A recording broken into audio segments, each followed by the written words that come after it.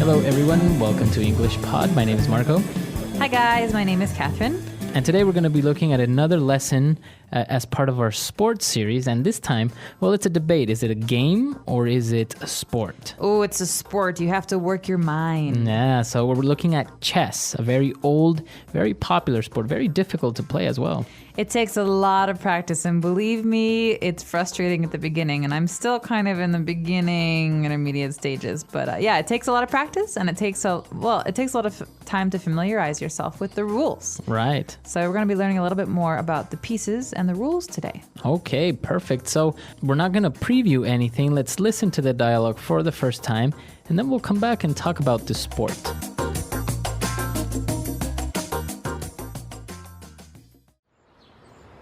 Bobby, come here. Look what I got you. What is that? A chessboard. Daddy's gonna teach you how to play. Cool. Okay. Each player gets 16 pieces. You can be the white ones, and I'll play with the black pieces. Now in the front, you set up the pawns. Those are the least valuable pieces, and can only move one space forward. When you're about to capture another piece, it can move one space diagonally. What about all these other pieces? See this one that looks like a tower? It's called the rook. The one with the tall hat is called the bishop. See this little horsey? This is called the knight. It's a very important piece, so it's best not to let your opponent capture it. And these two? They are husband and wife. That's right. That's the queen, and that's the king. If the other player captures your king, he will say, checkmate, and the game is over. Doesn't this sound fun? Nah, this sounds boring. I'm gonna go play Killer Zombies on my PlayStation.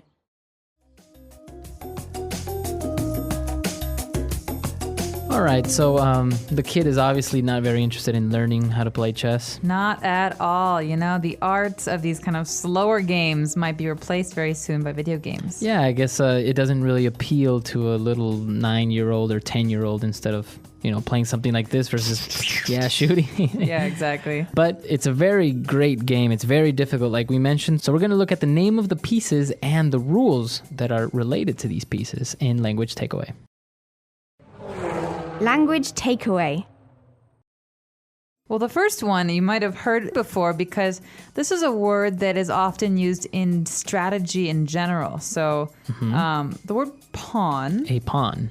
A pawn usually means something that is not very important that you can use to distract an opponent.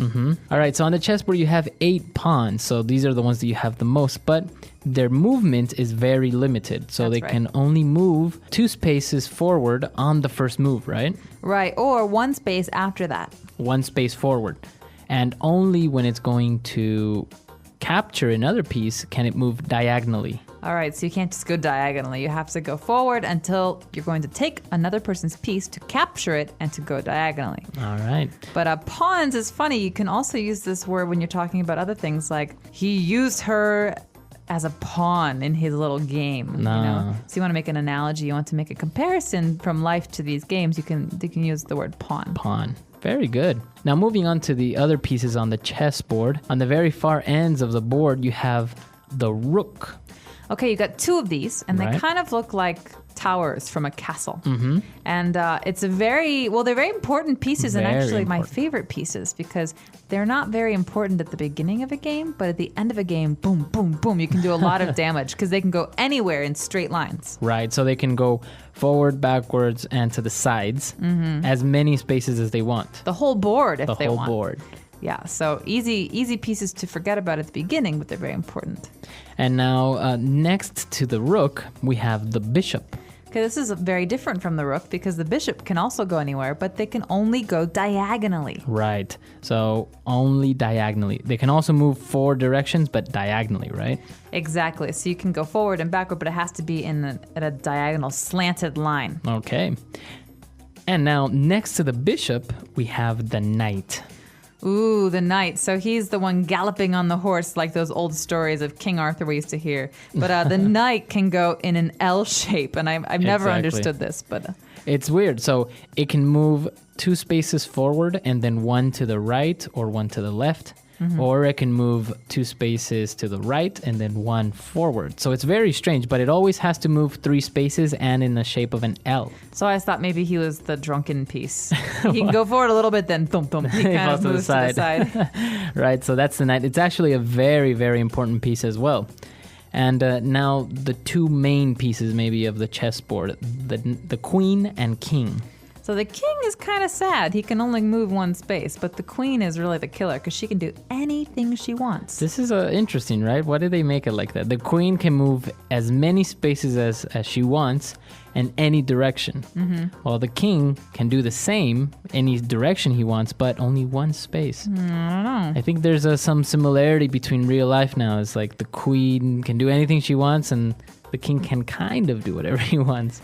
Well, maybe it has to do with the fact that he has to stay put and represent the country, and she can move around and move behind the scenes and has a little bit more mobility. Maybe. Who knows? So, but in the end, the most important piece is the king, right? Once the king is captured, the game is over. Exactly. So let's listen to today's dialogue one more time and slow it down a bit and find out if the boy understood any of these rules.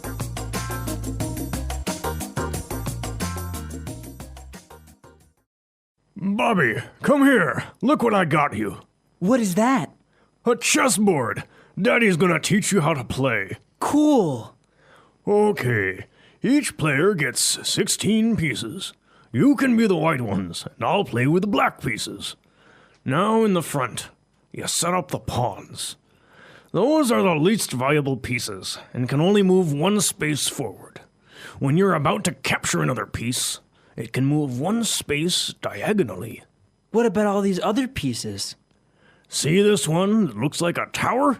It's called the rook. The one with the tall hat is called the bishop. See this little horsey? This is called the knight. It's a very important piece, so it's best not to let your opponent capture it.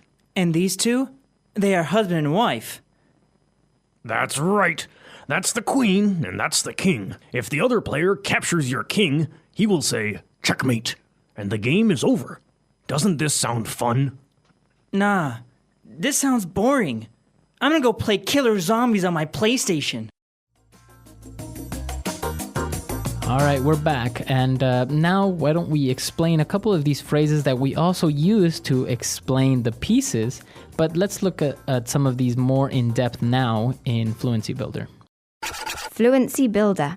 So, Marco, one of the first phrases that we heard was the phrase to move diagonally or a diagonal line. And so the pawns can sometimes do this and the bishop can do this, but what does it mean to move diagonally? Okay, so basically a diagonal line is not a line that goes straight up, right? Straight up to the sky, for example, or to the side. Right?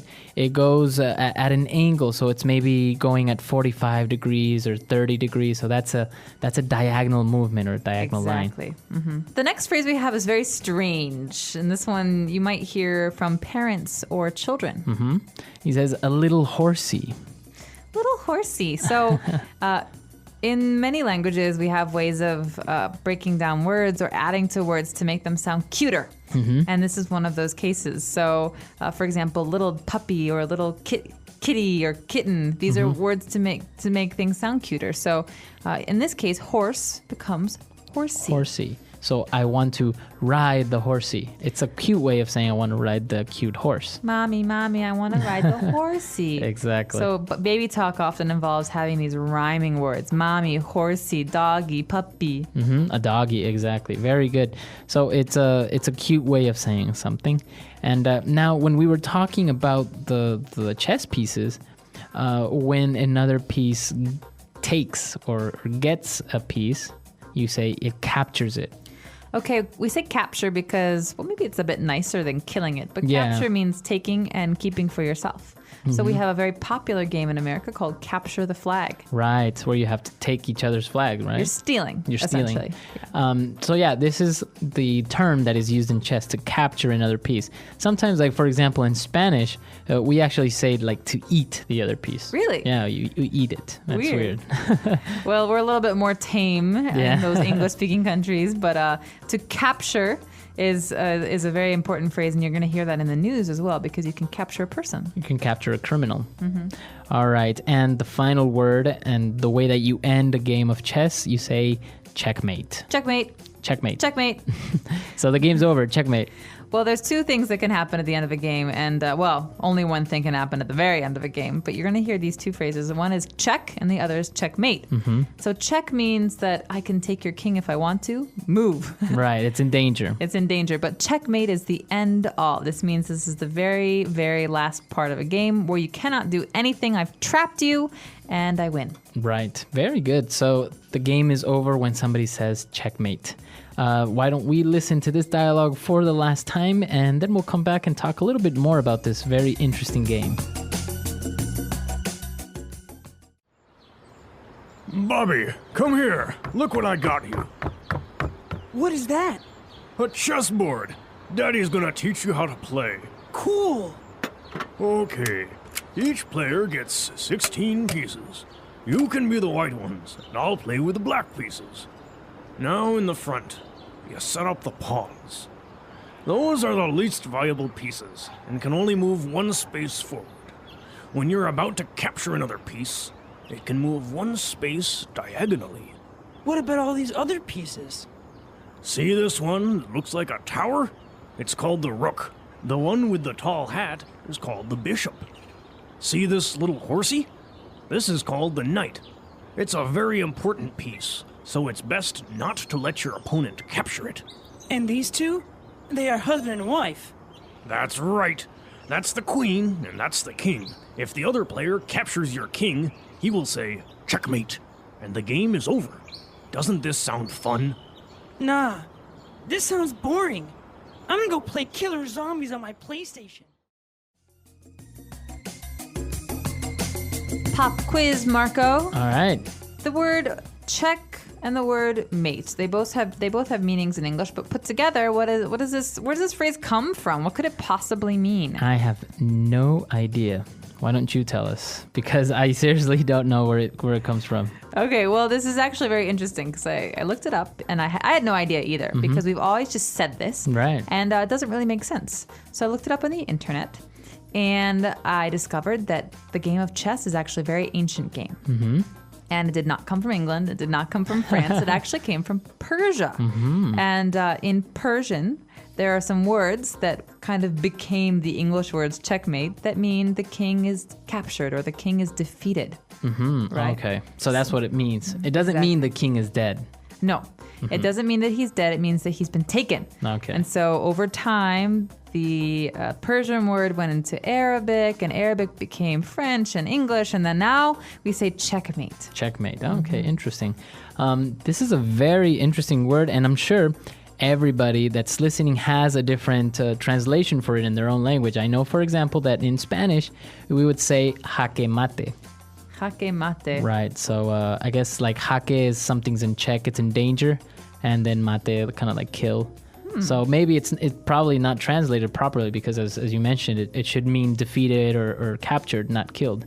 So listeners, why don't you let us know how you say checkmate in your language? Come to our website, englishpod.com. And also tell us if you have questions about the things we talked about today or if you want to share some stories of your own chess victories. Please get in touch with us on our website. Otherwise, you can email us at englishpod@praxislanguage.com. But until then, have a great day. Bye, everyone. Bye.